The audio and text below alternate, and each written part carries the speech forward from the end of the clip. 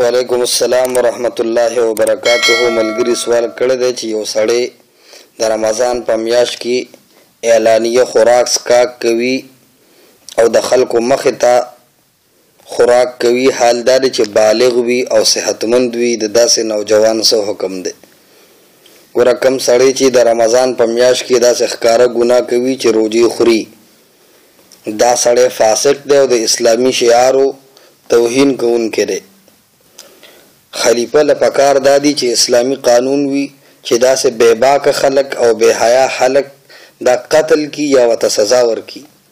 در مختار کې ذکر کړی دی که یو سړی بغیر د عذر شرعي نه روجه نه ساتي او د قصدن اعلانیه خوراک سکاک کوي، نو د خلیفه اسلام په حکم سره داسې سړی قابل د دې خبرې دی چې دی ووژلی شي.